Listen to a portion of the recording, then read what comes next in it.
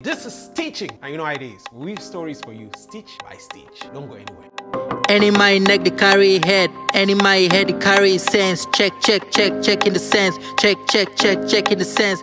So far, the African Cup of Nations has been a roller coaster of events and of emotions. It's been crazy. When I'm talking about crazy, I mean like all levels crazy. But I mean, if you didn't qualify, you can't relate. But if you're a football fan, you know what I'm talking about. What is happening this year is that some of the very top teams, like they call it, top in quotes, because I don't think that there's any such thing existing in football anymore. But well, history is always right. When I'm talking about top teams, I'm talking about people that have had great accomplishments in the past. Some of these top teams were actually the first people to bail out of the African Cup of Nations. And unexpectedly, some of the teams that people were not expecting are right now going into the semi-finals, of course, working on the quarterfinals as we speak. Yeah, we already know Egypt, the most crowned so far as the African Cup of Nations is concerned, bailed out already. They couldn't handle the pressure anymore. Morocco went to the World Cup and they were so hyped when they were coming for this African Cup. Everybody was like, yo, you saw what Morocco did? They were going to destroy the place. But lo and behold, ladies and gentlemen, an African team did what Ronaldo's Portugal could not do. They didn't just score Morocco, they did it really well. Even though their defense has been hyped so much as one of the best defenses that exists. But yeah, they are. What is even strange about this African Cup of Nations is that most of the people that are running these teams, the coaches, they just resign, you know? They're like, you know, I didn't achieve my goals, so I just resigned. The only person who is hard on the seat, however, is the Cameroon national team coach, Song Bana, of course, Cameroon's defensive legend, who has refused to vehemently resign. I am a Cameroonian, and was I surprised at our results? Of course not. That's what it looks like when you take models to the African Cup of Nations to represent the country. Like everybody is saying, I don't think that these people played for the badge. But yeah, Cameroon is the second most decorated team in the African Cup of Nations competition that has been happening for over the years. But even so, they came out very early, and yeah, it was so bad. We had criticism from all sorts of people, including El Hadji Diop of Senegal, who hasn't really achieved much. Of course, he's been crowned best player of Africa once, but has he ever really won this competition? No. But the fact that he had the guts to even attack Cameroonians and speak rubbish to our federation was one of the things that got Cameroonians disgruntled. What was even more beautiful was the fact that Senegal was finally evicted from the African Cup of Nations the same time Cameroon was getting evicted, even though they beat us 3-1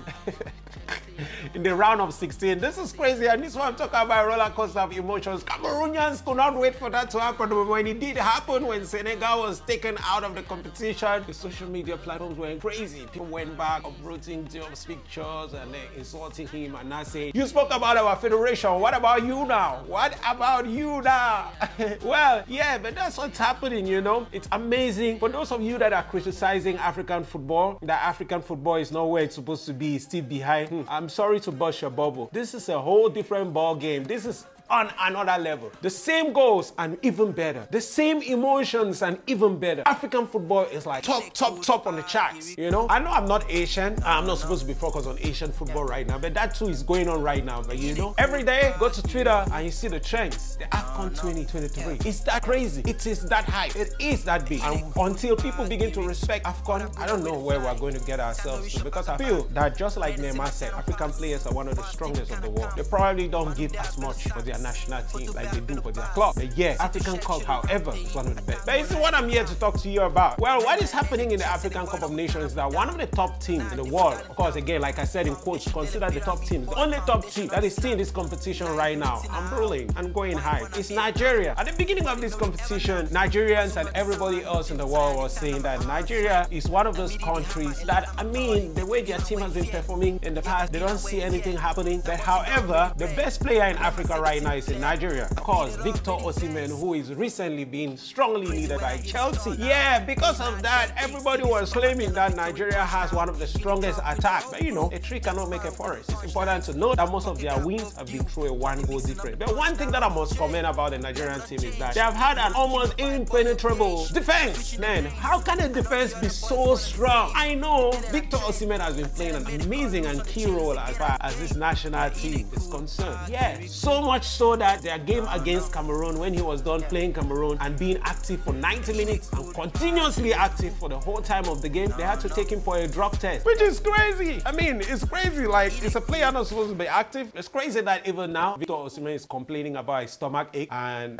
chances that he might not face South Africa. But the fact that they're checking him for a drug test, that was like really impressive to me. It means that he gave it his 100%. He might not have been scoring goals like everybody's expecting, but the role that Victor Osimhen is playing in the Nigerian national team is insane. That's how you fight for the badge and everybody notices. People are making fun of the fact that this guy used to run in the streets to sell bottles of water, and so the energy is still there, and so, but yeah, he still represents his country as if his life depends on it. And of course, credits to him and the amazing stuff. Yeah, ladies and gentlemen, Nigeria, giants of Africa, they're here and they're going to face South Africa, and the expectations are high. What you don't know is that Nigeria was one of the highest countries nominated in the Grammys that happened this year. But what happened at the Grammy?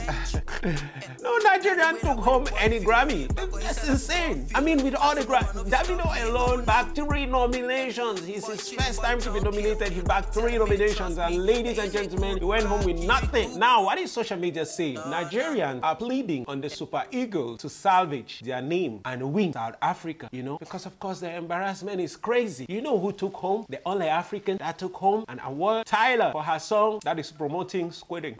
Crazy, right? Tyler's released a song about, you know, the best performer. Best performer. Really? Really? But let's not even talk about that. Let's focus on the fact that Nigerians are begging the Super Eagles to salvage Nigeria's name, of course, and just win. You know what's funny? That before this really happened, when Nigeria was facing Cameroon, even though our head-to-head interaction with Nigeria has been very much more favorable to Nigerians, I give it to them. I mean, when we meet our friendlies, Nigerians always beat us, but you can tell how many trophies we have taken, how many AFCON trophies we have seized out of the hands of Nigerians. But yeah, they've had the powers when we meet at a normal laissez-faire game, you know? So they've had more wins over us. When Cameroon was meeting Nigeria this time, I saw on Twitter how Nigerians were saying, Super Eagles, it's okay. You don't have to win the trophy. Just beat Cameroon. I was like, oh wow. I mean, everybody be claiming, we're not afraid of Cameroon until it's time to face Cameroon and everybody's afraid. Now, they are now saying, yo, Super Eagles, please just win and salvage our name because we've been embarrassed at the Grammys.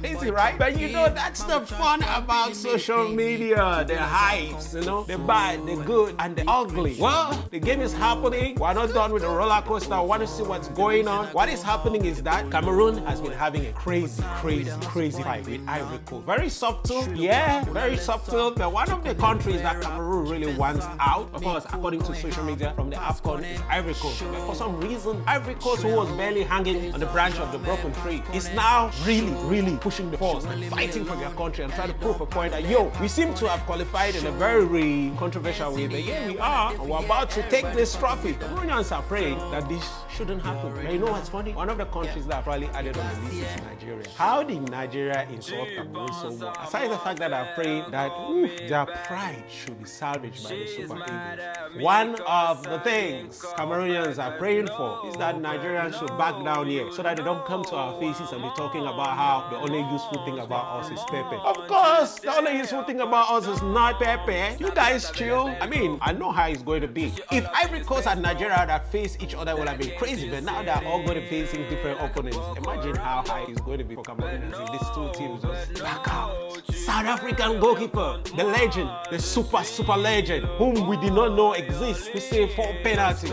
Everybody's counting on you. Let the heavens come down and hold you so that you can fly on wings like eagles and stop everything that comes from the Super Eagle.